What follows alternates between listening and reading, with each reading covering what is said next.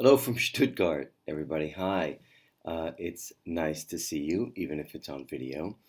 I'm here in Germany for 2 weeks. I'm going to see you next week live from Munich. But this week, I'm spending a week with Bosch, and it's all about working out loud, which is kind of a miracle for me.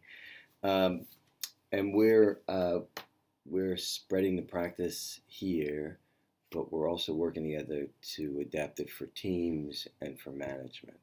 So we're trying a bunch of new things. We'll pilot some things in September, and it's all very exciting. And boy, I need to learn more German. But for today, here's it's another full day, and I'm conscious that I don't want these to feel like jam-packed sessions. So as we go through the agenda and as you go through today's meeting, if you feel rushed or hey, there's too much in here, it's okay. Know that two things. One is that we've condensed this into 1 week just so you could get a feel for it and actually experience it.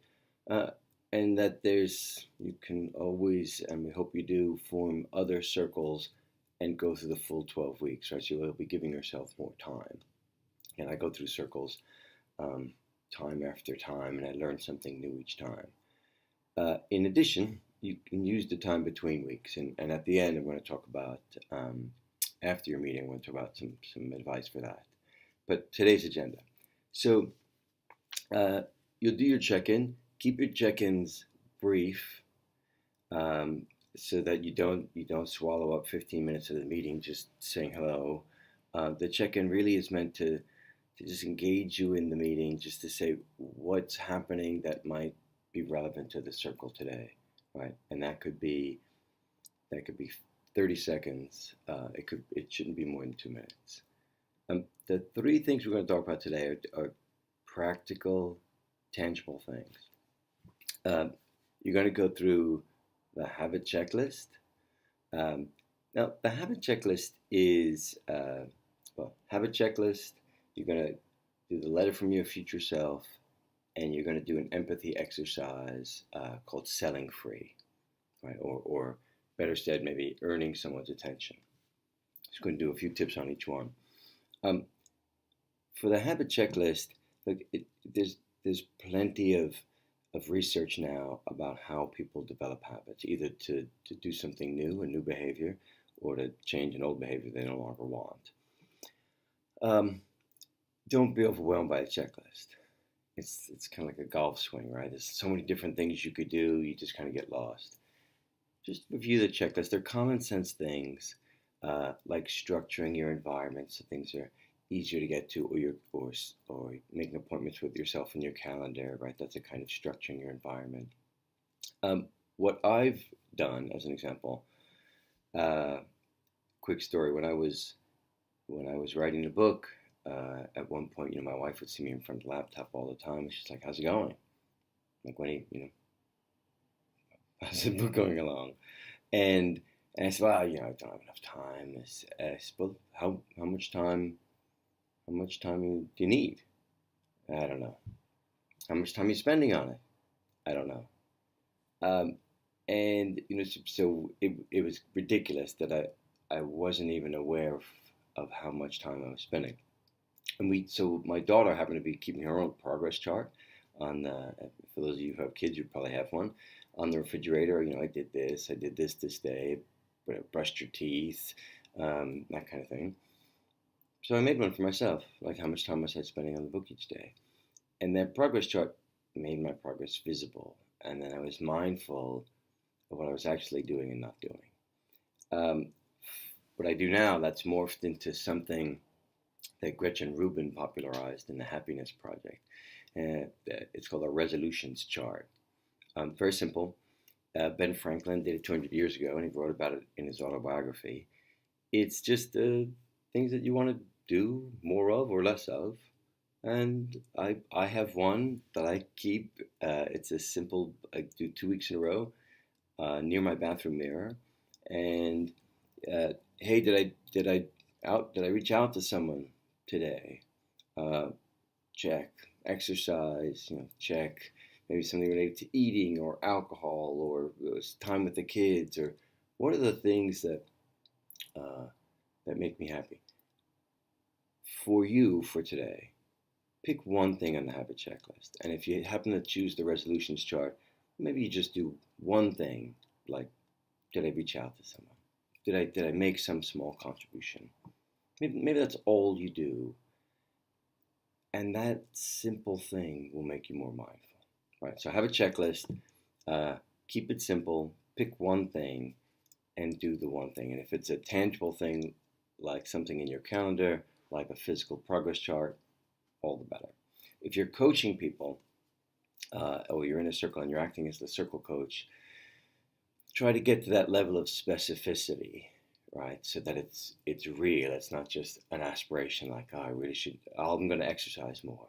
No, like, when and where will you be, or great, like, how many times can you, and where's, make that chart for yourself so you keep yourself honest. And if you don't go, what will your how will you shrink the change? Um, One last tip for habits might be just reflect on what's worked for you before. So that this isn't an abstract exercise. This is about a specific thing you're trying to do, and you make one adjustment towards doing it. I'm going to talk about the letter from your future self. Um, I think the instructions, and I gave my own example, it's a simple exercise. It's a visioning exercise where you put yourself 12, 18, 36 months out, and you're looking backwards, right? So it's your future self talking to you, saying what happened. And there's, again, a lot of research, and like, these visioning exercises work some magic inside your head. It works even better if you can talk about some milestones along the way. And it's not meant to be a plan, um, but it creates in your head even this sense of how you might get there, and so it makes it more real. I'm gonna, if you had a chance to even think about the letter ahead of time, great. If you haven't, you can draft it during the meeting, and just start to talk about it. It's not a homework assignment. It's not like, oh, we have to get it done in this session. If you've even started to think about this, is something that you can refine over the coming weeks and months, that you'll check in with periodically. So it can be a living thing. In the meeting today, give each other at least 10 solid minutes of just thinking about this letter from your future self. Right? And it can be a very powerful thing. If somebody wants to share, you don't all have to share, but if somebody wants to share, that that's cool. It's another way to bond, but it's also another way to inspire other people. Hey, I like the way she said that. This week I'm going to update my letter and I'm going to do something similar. Um, I've I've found the letter to be very powerful, not so much in the moment, um, but what happened. I looked at mine 4 years later or more. I wrote mine in 2008, and I was surprised at how much of it came true and is coming true.